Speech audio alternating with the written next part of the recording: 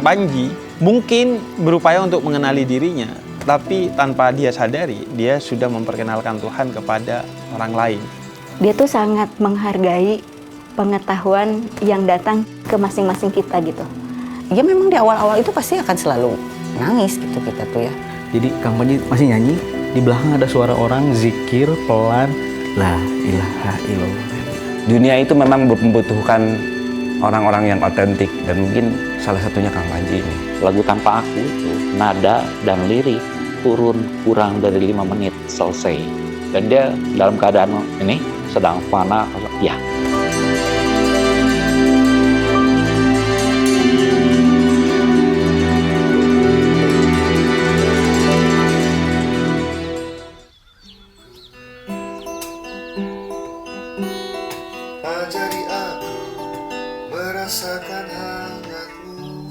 Kalau awal bermusik saya dulu waktu SMA udah seneng musik ya, SMP udah seneng musik. Belajar mulai pegang gitar tuh SMP, SMA lah sekitar gitu. Terus saya juga masa itu bikin lagu juga, cuman dulu kan agak sulit ya cari studio recording, terus masih buta recording tuh harus gimana. Tapi saya udah mulai bikin lagu hari itu. Bahkan lagu anak-anak pun saya bikin saat kuliah. Saya belum punya pacar, belum punya impian, punya istri, punya anak gitu. Saya udah bikin lagu anak bahkan hari itu.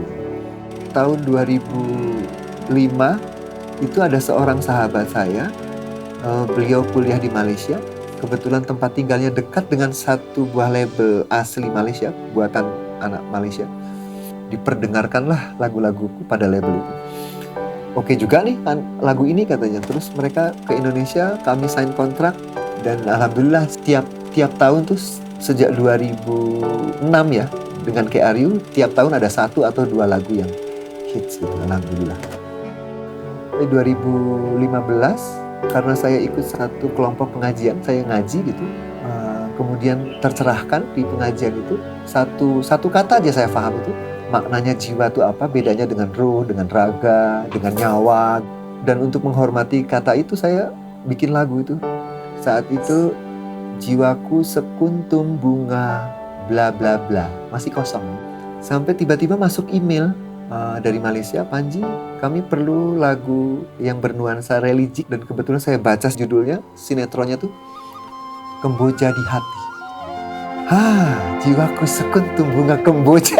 Jiwaku sekuntum bunga kemboja, dihempas angin, didera hujan. Ya setelah Kemboja itu saya mulai bikin lagu lagi, tapi lagunya ya jadi arahnya ke situ gitu. Jadi mulai religi gitu, mulai menimbang lagi hubungan saya dengan Tuhan, dengan perjalanan ini. Sebagai cinta yang memahami bagaimanapun akhir. Di Serambi Suluk itu saya dapat pengajaran gini, bersedekahlah saat engkau nggak punya apa-apa. Aku bingung luar biasa hari itu. Jadi kalau nggak punya apa-apa, apa yang disedekahkan? Hari itu saya nggak paham, tapi itu memukul saya.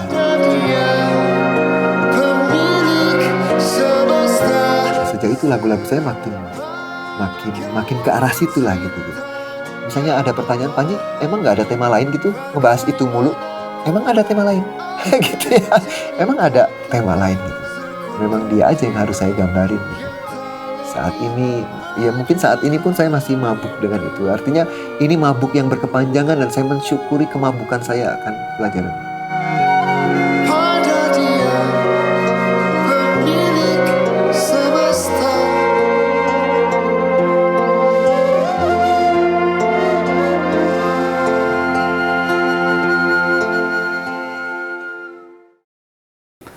Ya kalau ngomongin masalah memuji, sebenarnya ini dididikin sama teman-teman dulu itu karena ngerespon sebuah fenomena di Kota Bandung pada saat itu.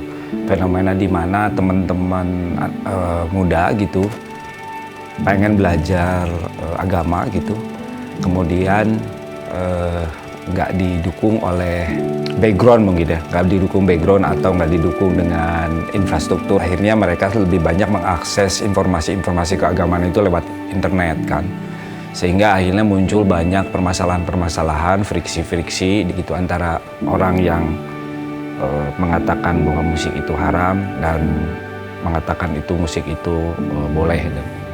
Nah, di antara kegundahan-kegundahan itu akhirnya kita berpikir kayaknya kita mesti bikin apa gitu ya yang akhirnya bisa mempertemukan istilahnya yang punya keilmuannya gitu dengan para si gunda gulana ini gitu kan ya. Dan kalau kita ngelihat di teman-teman kita itu kan ya musisi-musisi nggak semuanya juga ngerti agama dan nggak semuanya juga nggak ngerti agama sebenarnya gitu. Tapi ada kecanggungan atau apa ya, segen gitu kalau misalnya harus masuk ke masjid gitu kan ya. Nah akhirnya kita berpikir untuk kita bikin aja lah satu acara yang mereka bisa diskusi bebas tanpa harus ada iming-iming ini apapun. Tapi yang kita tujuan kita itu adalah bagaimana obrolan itu bisa terjadi, transfer ilmu atau transfer wawasan itu bisa terjadi antara yang punya ilmu dan yang membutuhkannya. Komuji itu pahlawan saya. Komuji itu pahlawan. Jadi pertemuan saya dengan Komuji itu berlanjut, berkepanjangan sampai hari ini. Karena kami sepakat dan punya pandangan yang sama, itu aja. Punya visi yang sama bahwa harus merayakan perbedaan, harus menghormati perbedaan, harus menerima banyaknya perbedaan yang diciptakan sama Tuhan untuk kita hari ini gitu. Bahwa perbedaan adalah pertolongan Tuhan. 3, 2, 1.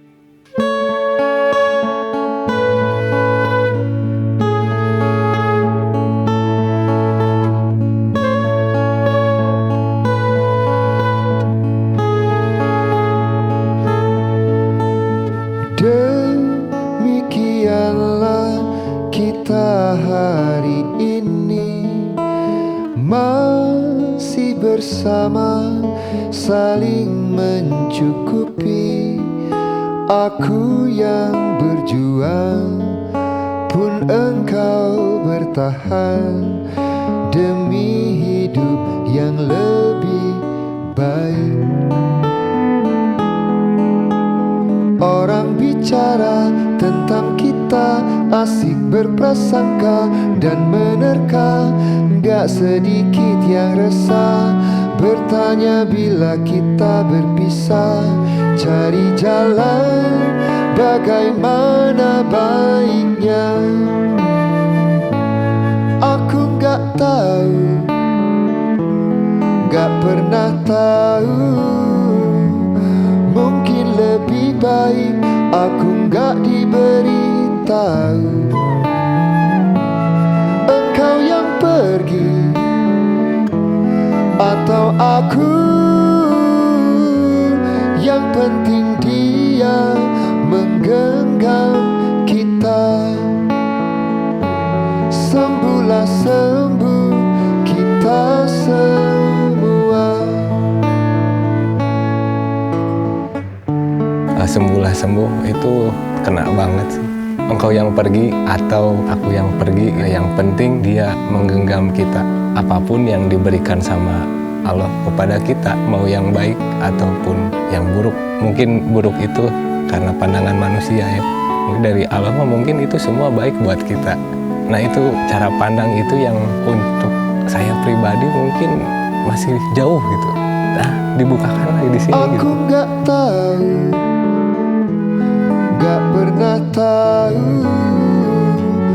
Mungkin lebih baik aku gak diberi tahu.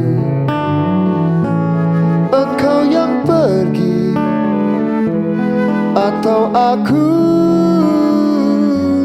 yang penting dia menggenggam kita.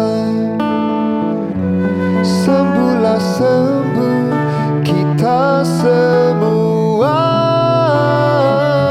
Sembuhlah sembuh, sembuhlah sembuh kita semua.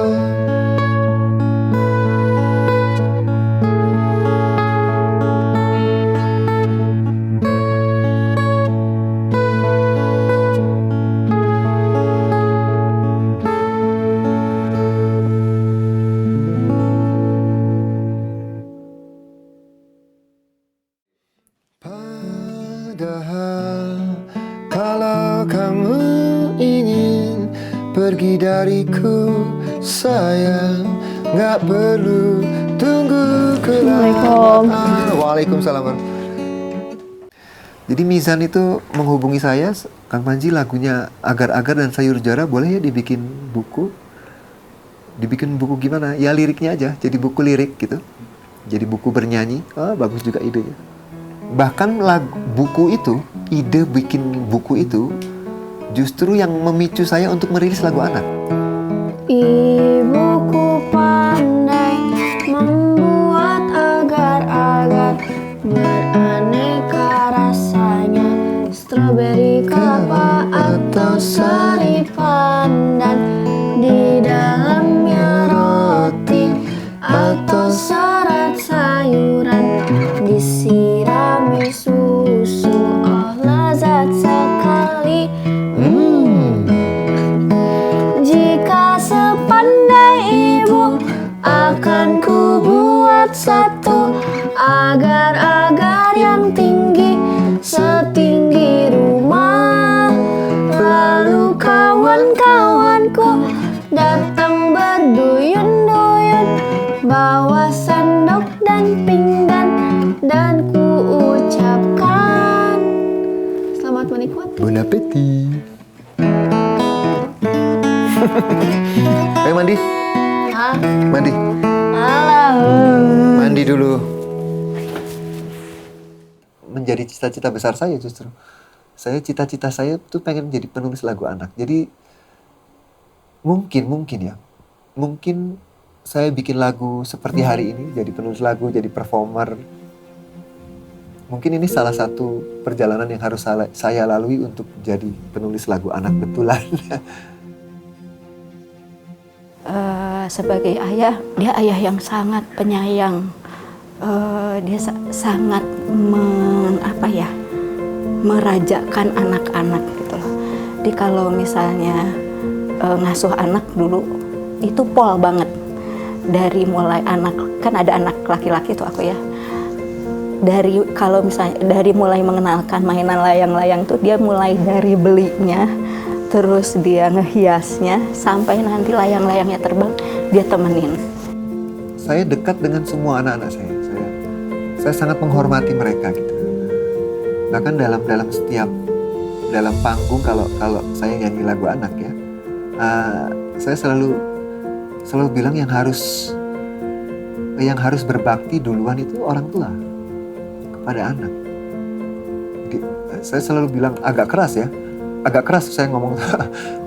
Biasanya omong kosong kita bisa dapat anak yang berbakti kalau lu sendiri sebagai orang tua tidak berbakti duluan pada anak. Kalau nasihat dari ayah kan, kalau ayah konser tuh suka kadang bicarain juga tentang lagu-lagunya gitu ya kan. Jadi ya aku ngambil nasihat dari ayah dari kalau ayah konser juga gitu sih. Saya pernah bilang ke teman-teman Mizan, ini buku anak, aku sudah punya buku anak-anak dari Mizan. Buku dewasanya kapan? Oke, buku puisi Kang Panji. Ternyata menulis puisi itu susah. Bikin puisi adalah satu hal yang lain. Tapi akhirnya ya dengan susah payah. Rasanya 3 tahun deh. 3 tahun baru buku itu baru rilis. Judulnya Mungkin Puisi judulnya.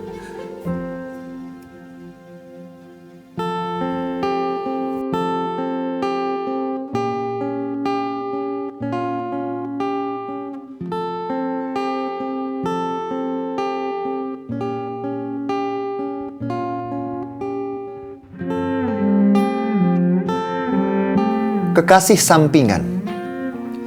Barusan istriku Tina namanya berdiri di sampingku, sekarang menghilang. Aku tahu dia sedang menyelinap, bisik-bisik di suatu ruang, berkomplot mungkin. Belakangan ini aku sering lihat istriku, Tina namanya, mau saja diatur-atur melakukan itu ini, posisi begini, posisi begitu, ya begitu. Sebentar lalu istriku kembali, dengan tubuh penuh bekas ciuman, menangis sesenggukan. Dia jatuh di kakiku, memohon ampun. Aku diamkan saja, karena aku juga sedang menikmati kehancuran dikunyah cahaya. Oktober 2021.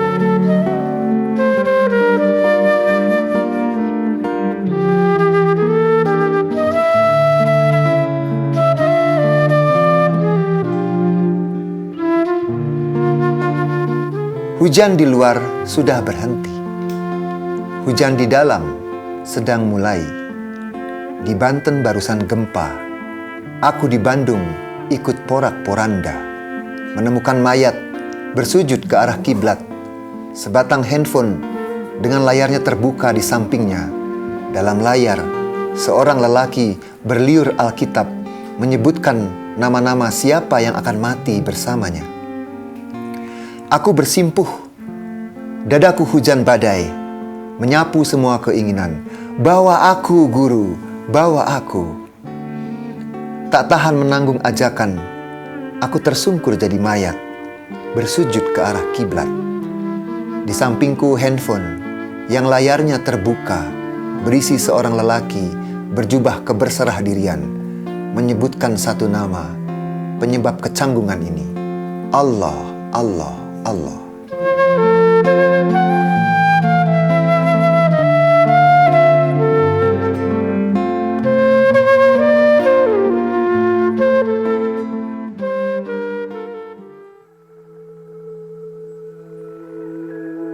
Saya ingin bahas proses kreasi melalui fenomenologi hermeneutik, tapi fenomena mistik yang saya bahas. Jadi saya punya hipotesis bahwa ada perbedaan dalam proses kreasi seniman modern yang biasa kita kenal di kampus dengan proses kreasi ya sebetulnya itu biasa terjadi di masa lalu sebelum modernisme. Ini ada proses kreasi yang dialami kalau di masa lalu tuh para pujangga sufi yang ma'rifat ya gitu. Di sini ada salik-salik nih, belum sampai tahap itu tapi mereka udah mengalami dan nggak bisa dibahasakan. Rumi itu kan puisinya dituliskan oleh Husamuddin, dia mendiktekan. Dan Rumi sendiri sebagai seorang yang kalau di istilah sufi itu seruling. Jadi kalau sering baca puisi-puisi para sufi, mau Ibn Arabi siapapun, mereka mengibaratkan dirinya seruling. Itu adalah karena mereka kosong. Seruling, kalau di tengahnya tuh dipampetin apa-apa gitu ya, itu nggak akan bunyi. Tapi harus dikosongin baru bisa berbunyi. Maka Rumi mengatakan itu bukan karya aku hanya menyampaikan. Jadi Rumi hanya menjadi seruling yang Allah Ta'ala yang menurunkan itu. Di situ saya akhirnya mencoba tanya ya, para seniman yang tadi itu ada nggak dari antara karya kamu itu yang lahir dalam keadaan kosong, tidak aktif mencipta. Dan Panji mengatakan ada 3 karya waktu saya wawancara. Salah satunya Tanpa Aku. Lagu Tanpa Aku itu nada dan lirik turun kurang dari 5 menit selesai. Dan dia dalam keadaan ini sedang fana, ya. Bantu aku mencintai jalan pulang demi bertemu denganmu lumbung keabadian. Bantu aku merindukanmu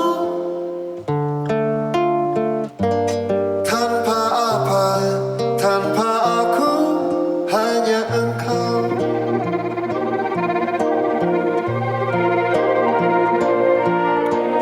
Demi jiwaku yang ada dalam genggamanmu, bawa aku menuju jalan-jalan ke arahmu. Demi kekeringan yang melanda kampung halamanku. Jadi kalau misalnya disimpulkan tuh lagu saya album 1 sampai bahkan album kedua ini sudah album kedua, semuanya masih tentang pengajaran-pengajaran Serambi Suluk. Saya belum dalam-dalam amat sebenarnya. Yang namanya Serambi itu belum masuk ruang tamu. Mungkin bahkan belum ngetuk pintunya ya. Jadi pengetahuan di Serambi Suluk ya pengetahuan Serambi aja. Kalau pengetahuan di Serambi kan berarti pengetahuan awal gitu ya. Kita belum terlalu masuk ke dalam rumah. Kita kenal siapa pemilik rumahnya, bagaimana kita cara mengetuknya supaya bisa masuk ke rumah. entah gimana kalau saya mungkin ke dalam. Bahkan mungkin bisa jadi lagu-lagu saya tuh mungkin ada di halaman, ada di Serambi Suluk. Begitu masuk ke dalam, lagu saya akan makin sedikit. Bisa jadi, bisa jadi. Makin masuk lagi ke dalam, mungkin ke kamar tidur, mungkin saya nggak perlu nyanyi lagi, nggak perlu menulis apa-apa lagi. Walau alam bisawab. Bantu aku merindukanmu, tanpa apa, tanpa aku, hanya engkau. Tanpa apa, tanpa aku, hanya engkau. Tanpa apa, tanpa aku, hanya engkau.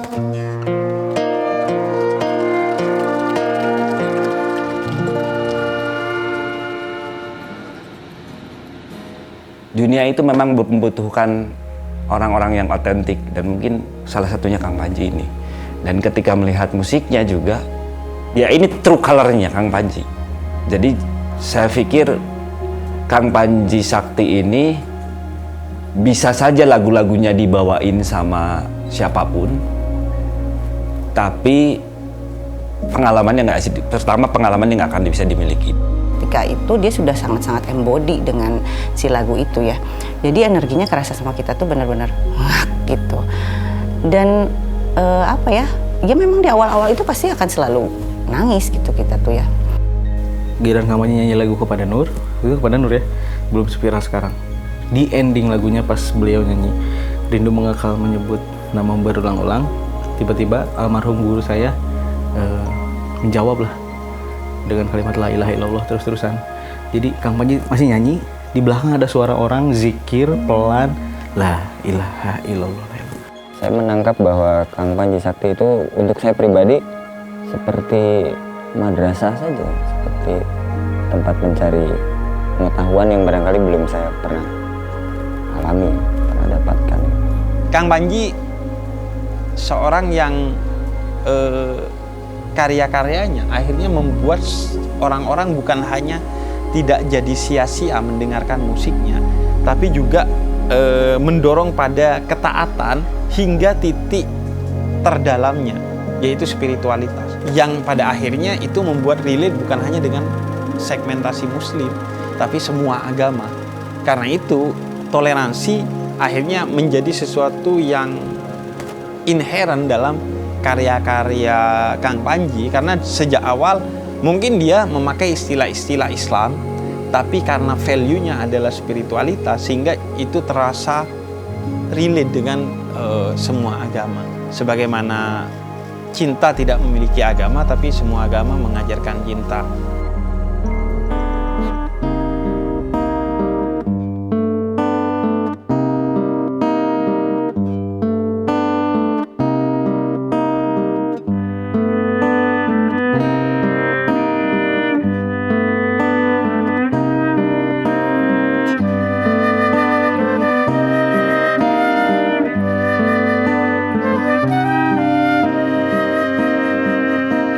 Bersimpuhlah aku bersamamu,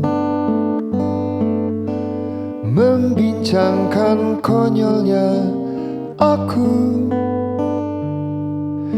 dan kau mau saja mencecap tangisanku yang sekadarnya.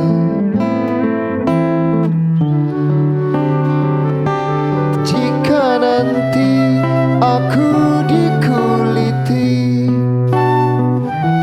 harap hanya kau sudi menemani.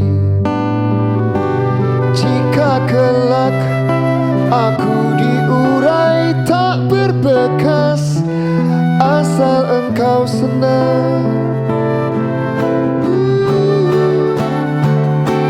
Jika nanti aku dikuliti, harap hanya kau sudi menemani. Jika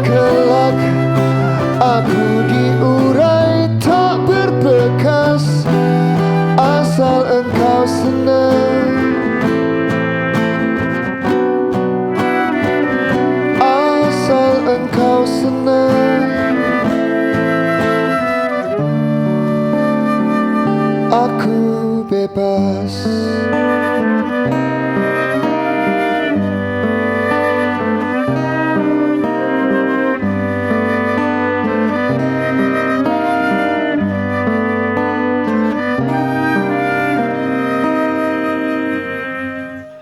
Banyak orang takut ketika hendak menempuh jalan jalan tasawuf, penyucian jiwa, jalan pertobatan, itu mereka takut akan kehilangan apa-apa yang dicintainya.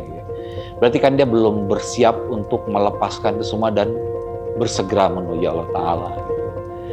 Dan mereka hanya berpegang pada prasangka-prasangka, nanti nggak boleh gini, nggak boleh begitu. Ya, kalaupun itu harus hilang, kenapa takut gitu? Saya termasuk orang yang ketika masuk ke sana ya kalau memang harus kehilangan segala hal ya nggak masalah gitu. Nah Kang Panji juga gitu, mungkin apakah dia dilarang menyanyi kan enggak.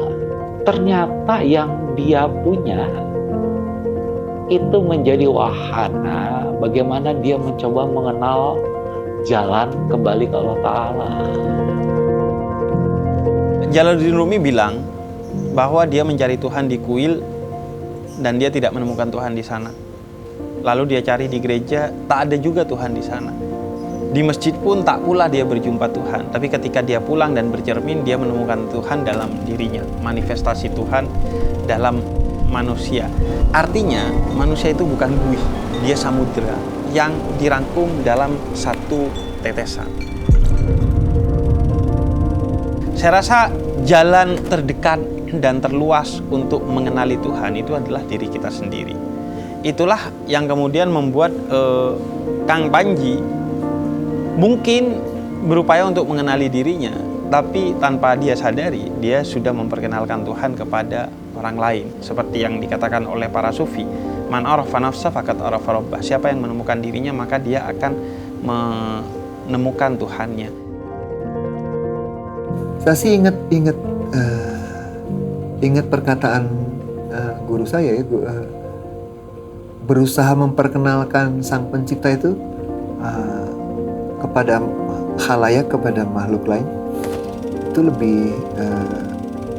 lebih punya nilai lebih gitu di mata Tuhan karena sedang memperkenalkan dirinya kepada makhluk lain gitu. Nah, dengan cara yang paling mudah yang bisa engkau kerjakan. Kalau engkau seorang petani ya bersungguh-sungguhlah bertani. Kalau engkau seorang pemintal kain, kapas, ya, lakukanlah itu sebaik-baiknya. Kalau engkau seorang pembuat film, pembuat klip, kalau seorang fotografer, ya lakukanlah itu dengan penuh sukacita. Bahwa kau ingin memperkenalkan bahwa Tuhan ada dalam detail.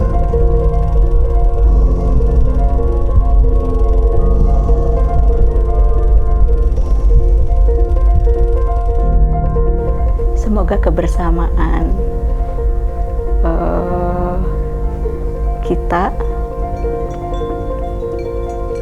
mengundang berkah, mengundang cintanya. Semoga cinta yang ada, sayang yang ada di hati kita, Allah kuatkan, Allah berkahi dengan cintanya. Amin. Sudah.